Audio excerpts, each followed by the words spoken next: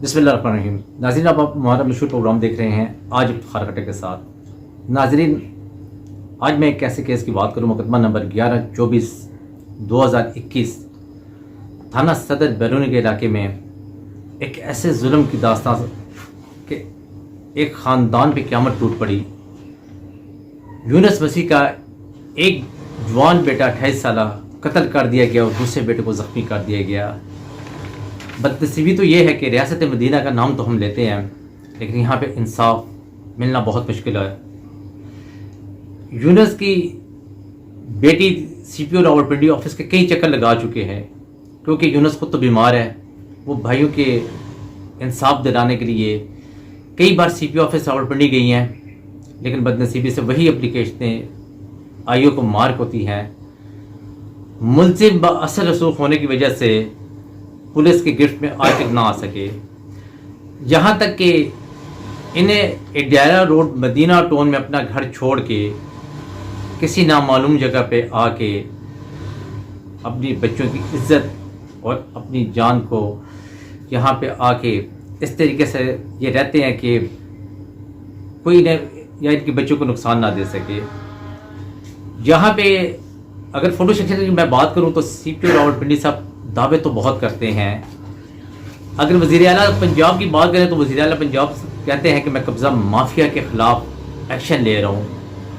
जनाब, आपसे एक ख़ानदान इंसाफ मांग रहा है, लेकिन बदनसीबी से रावलपिंडी शहर में CPO ऑफिस के एक ही दीवार लगती है, थाना सदर बैरूनी, लेकिन वहाँ पे एक ख़ानदान को इंसाफ नहीं मिलता।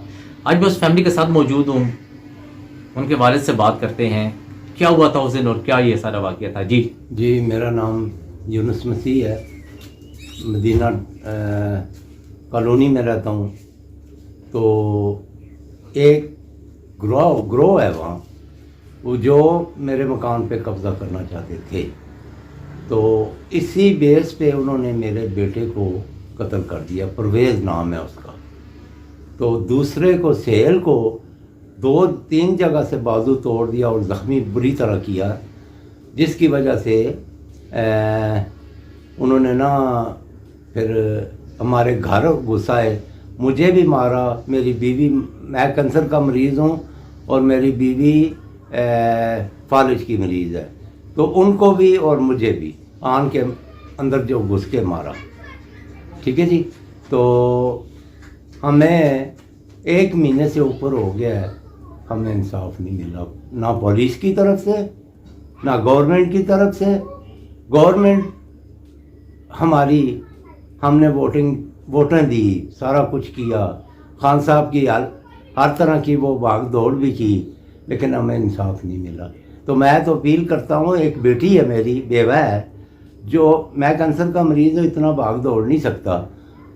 तो बेटी मेरी जो है ना, मेरी केस की पैरवाई जो कर रही है। ठीक है जी। 1 दफ़ा नहीं गए, 3 दफ़ा गए हैं CPO के पास।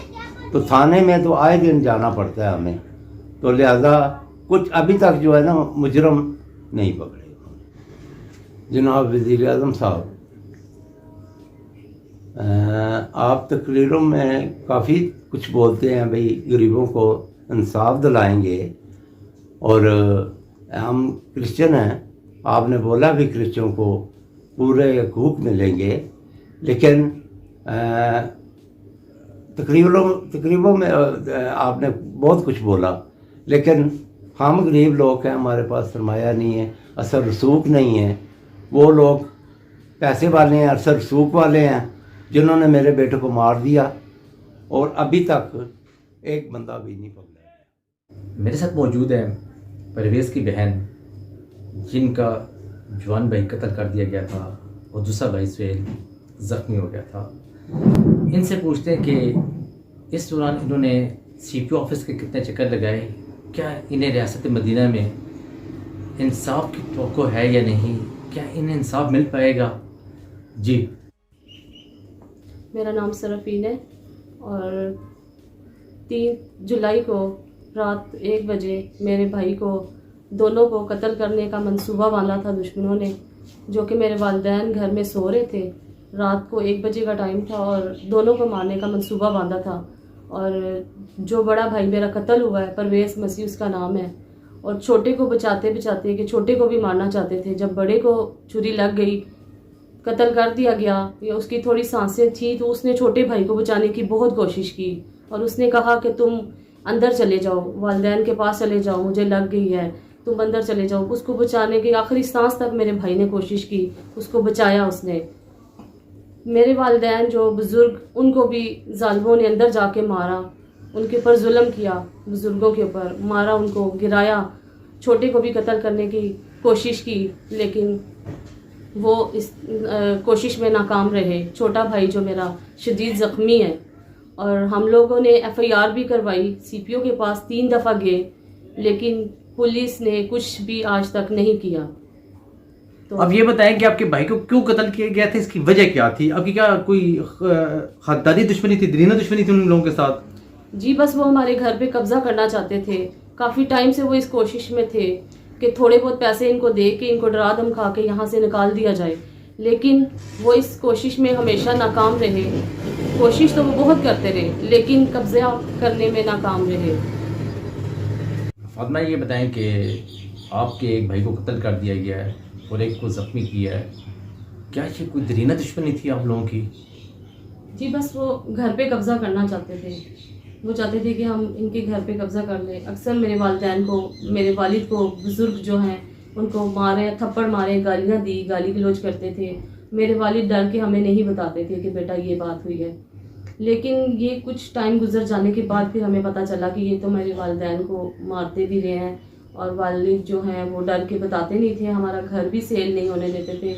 जो भी लोग आते थे खरीदने के लिए तो ये उनको मिसगाइड करते थे कि नहीं, ये घर तो बिक चुका है या हमने खरीद लिया है, इस घर पे कोई, यानी कि कोई नहीं खरीद सकता इस घर को। तो फिर वो लोग वापस चले जाते थे, लोगों को डराते धमकाते थे।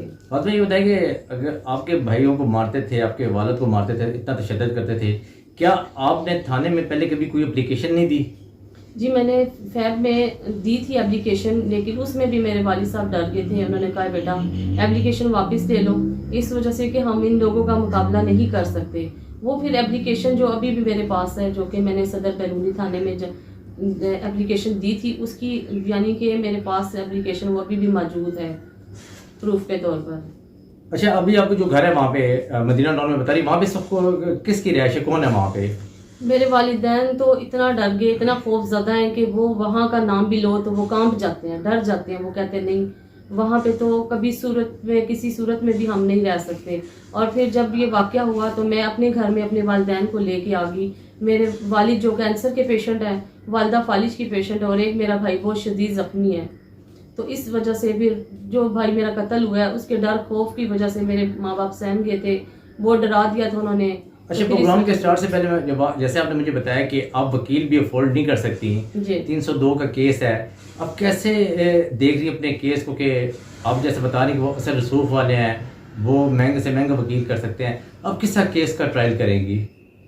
ये तो हमारी वज़ीर आज़म, वज़ीर आला पंजाब से अपील है कि हमें हमारी इस केस के सिलसिले में हमारी हेल्प की जाए, और हमें जो है ना इस केस को लेके चलने के लिए हमारी हेल्प की जाए। इस अपील करते हैं हम इस चीज़ के लिए। क्या आपको पंजाब पुलिस से उम्मीद है कि आपके मुलजिम, आपने बताया कि अभी तक नहीं पकड़ेंगे, क्या आपके मुलजिम पकड़े जाएंगे? क्या आपको जो लगता है कि आपके मुलजिम पकड़े जाएंगे और आपको इंसाफ मिलेगा? नहीं, उम्मीद तो नहीं है, क्योंकि हम 3 दफ़ा CPO के पास में पेश हो चुकी हूँ, थाने को भी बोल चुके हैं कि भी मतलब हमारा इंसाफ, हमें जल्द से जल्द मुजरिमों को पकड़ा जाए, उनको सख्त से सख्त सजा दी जाए, लेकिन अभी तक पुलिस ने कुछ भी नहीं किया। नाज़रीन, आप हमारा मशहूर प्रोग्राम देख रहे थे आज इफ्तिखार अख्तर के साथ। मेरे साथ थी फातिमा, जिनके एक भाई को कत्ल कर दिया गया और दूसरे को ज़ख्मी कर दिया। इनका कहना यह है कि वज़ीर आज़म पाकिस्तान अपनी हर तकरीर में कहते हैं कि मसीह बरादरी को भी हकूक़ मिलेंगे, ये उनका भी पाकिस्तान है। ये ख़ानदान पूछना चाहती है कि हमें इंसाफ कब और कौन देगा, हमारे दहलीज पे इंसाफ कैसे आएगा, जबकि ये वकील भी नहीं कर सकते। वालिद इनके बीमार हैं, एक भाई इनका ज़ख्मी है, वालिदा इनकी बीमार है, उन्हें फालिज हुआ है।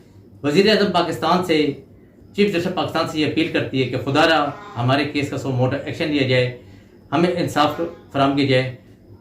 नेक्स्ट प्रोग्राम में आपके साथ मुलाकात होगी, अगले प्रोग्राम में। प्रोग्राम आज इफ्तिखार अख्तर के साथ। फ़ी अमानुल्लाह।